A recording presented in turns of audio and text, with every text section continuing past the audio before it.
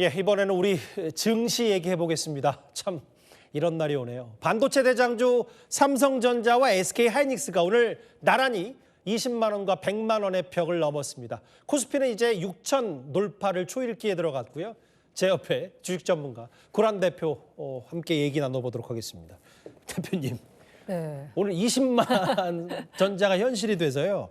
근데 이제 뭐 우리가 웃으면서 시작을 했지만 그만큼 이런 불장도 불장이 없어서 그러면 과연 20만 전자가 될 때까지 누가 삼성전자를 사들이고 있는지를 먼저 살펴봐야 이 흐름이 이어질지 말지를 좀 알 수 있을 것 같은데요. 사실 20만 전자를 보자면 최근 5거래일 투자자 동향을 봤습니다. 예. 그랬더니요. 외국인이 6조가량 팔았어요. 외국인 6조를 팔았는데. 그래서 이게 보시면 시장에 조금 오래 투자하셨던 분들은 뭔가 싸한 느낌을 받을 거예요. 예. 왜냐하면 외국인이 매도할 때가 사실 시장의 고점이었거든요. 보통 그렇죠. 네. 그런데 지금은 외국인 매도세를 이겨내면서 가격이 계속 오르고 있습니다. 맞아요. 외국인 매도를 누가 받아줬냐? 개인하고 기관이 받았습니다. 예. 개인이 2.8조 받았고요. 기관이 2.3조를 받았습니다. 예. 그런데 기관들의 순매수 물량을 보자면 그 가운데 금융투자라고 분류되는 곳이 예. 기관 매수 물량의 한 70%를 차지해요. 아하. 그럼 금융투자가 뭐냐? 예. 우리가 왜 삼성전자만 사는 거는 조금 위험해. 그래서 그렇죠. 우리 반도체 ETF를 사자. 맞아요. 이렇게 하시잖아요. 예, 예. 그럼 반도체 ETF를 만들면 그 ETF에 사는 삼성전자는 기관 물량으로 잡혀요. 금융투자 이해가 물량. 됐어요. 예.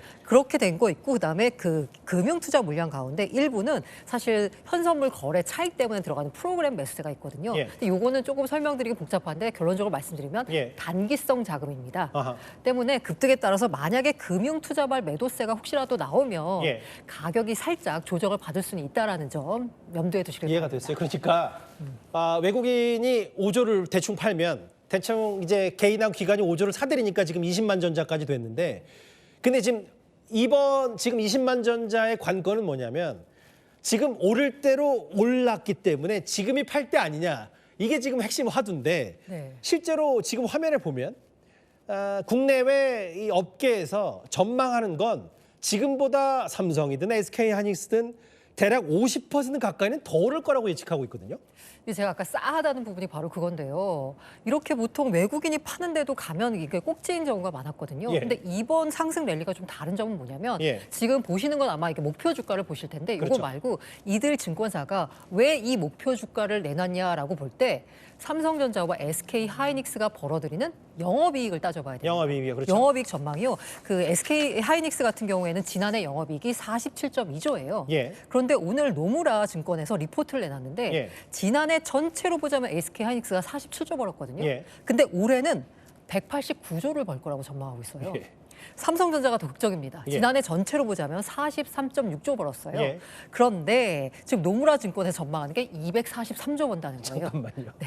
그러니까 서너 배, 세네 배 정도의 수익이 늘 더 수밖에 번다는 없다. 거예요. 네. 그러니까 주가는 당연히 최소한 서너 배는 더 올라야 되는 거고요. 저것도 그럼 저 대신증권, 뭐 노무라증권 보수적입니다. 보수적으로 50% 가까이 오는 것도 보수적으로 잡은 거네 그러면? 이게 뭐냐면 주가를 결정하는 게 영업이 얼마를 버느냐 곱하기 밸류에이션이거든요. 그렇죠. 그런데 밸류에이션이 미국 같은 마이크론 같은 데 보면은 뭐 PR 기준으로 30배다. 밸류에이션을 줘요. 그런데 삼성전자는 10배도 안 줍니다. 그러니까 밸류에이션의 변동성 이런 맞아요, 말씀하시는 맞아요. 거잖아요. 예. 그러니까 그냥 벌어들이는 돈이 많아서 주가가 이렇게 오를 거야라고 전망하는 부분이 예. 사실 과거와는 좀 다른 흐름이다라고 보시면 이해가 될것 같아요. 됐어요. 그러니까 저 50% 가까이 오른다는 것도 국내외 업계에서 보수적으로 잡은 거다. 근데 오늘 하이닉스가 100만 원을 넘었다는 게 뭐 20만 전자도 있지만 100만 닉스. 이 100만 한 주당 100만 원이 주는 의미가 간단치가 않다면서요. 왜 그런 겁니까? 이게 사실 근데 황제주라고 많이도 불리는데요. 예. 가격이 100만 원이라는 어떤 상징적인 의미가 있는 거지 실제로 보자면 저는 뭐 그렇게 큰 의미를 부여하고 싶진 않아요. 예. 일단 황제주를 보자면 예. 기업의 위상과 실적을 증명했다. 예. 단순하게 숫자로 이걸 볼 수 있는데요. 사실 기업을 볼 때는 단순 주가보다는 시가총액을 봐야 됩니다. 예. 그런데 하이닉스 시가총액이 지금 700조가 넘었거든요. 예. 1000조를 바라보고 있어요. 그리고 어떻게 보자면 100만 닉스라고 불리잖아요. 그렇죠. 이건 뭐냐면 더 이상 한국 증시가 저평가된 건 아니고 2등인 SK하이닉스가 바로 6천 시대를 여는 강력한 엔진이다라는 건데 제가 주목하고 싶은 부분은 바로 이겁니다. 사실 100만 닉스, 하나에 100만 원이에요, 한 주에. 그렇죠. 그러면 개인들의 접근이 조금 어렵거든요. 쉽지는 않죠, 사실은. 예, 그러면 뭐 많이 못 사니까. 황제주가 되고 100만 원이 넘어가면 그다음 나오는 얘기가 뭐냐면 예. 액면 분할입니다. 그렇죠. 그러면 삼성전자의 경우에 과거에 250만 원대 넘어가면서 액면분할 했거든요. 맞아요. 액면분할 하게 되면 사실 기업 가치가 달라지는 거 하나도 없습니다. 예. 하지만 단순 주가가 싸지는 것처럼 보여요. 그렇죠. 그러다 보니까 개인들 매수세가 들어오면서 주가가 오르는 효과가 또 발생합니다. SK하이닉스 아까 그 차트 그래프 한번 다시 보여주시겠어요? 참 믿기진 않는데 네네. 올 4월만 해도 16만 원이었습니다. 저 때 샀어야 되죠. 제가 하고 싶은 말을 대신해 주셔서 네네네. 감사합니다. 근데 지금 100만 원을 넘었어요. 글쎄요. 근데 이제 저희는 뭐 오른다 내린다라는 전망을 한다는 게 아니라 오른다는 근거로 앞으로 이 반도체 대장주가 더 오를 거라는 근거로 내오는 얘기 뭐냐면 내일 상법 개정안이 국회를 통과하게 되는데 기업의 자사주를 소각하면 실제로 자사주 소각이 앞으로도 더 오를 가능성이 또 높아지는 겁니까?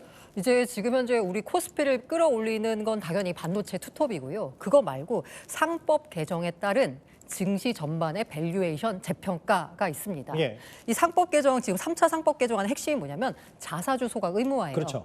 이게 유통 주식수가 있는데 그중에 자사주를 없애버리면 이 회사가 벌어들이는 걸 예를 들어서 100주가 나눠 갖고 있다가 예. 30주를 소각해버리면 70주가 100억을 이제 나눠 갖는 희소해지는 거죠, 맞아요. 주당. 예. 그러니까 주당 가격이 주가가 자연스럽게 오른 효과가 있습니다. 예. SK하이닉스가 사실 실적 발표하면서 자사주 소각을 발표했거든요. 예. 발표한 날 바로 주가가 급등하기도 했습니다. 예. 자사주 소각은요 사실 주가 상승에 바로 반영이 되거든요. 예. 이렇게 되면서 코스피 지수에 대한 외국계 증권사 전망이 오늘 나온 게 있거든요. 네. 노무라 증권이 코스피 올해 8천 간다. 잠깐만요. 8천이요? 네. 예. 이건 뭐 이제 뭐 고란 대표님이 직접적으로 언급한다기보다 뭐 지금 업계에서 네. 8천까지 가능성이 있다라고 전망을 맞습니다. 하는 거니까. 네. 반도체와 아까 말씀 상법 개정안 등 기업 밸류에이션 재평가에 따라서. 알겠습니다. 뭐 물론 뭐 투자는 항상 제가 뭐 입에 닳도록 얘기하지만 신중하게 하되 여러 지금 동력들이 상승 기류를 이끌고 있다. 상법 개정안까지.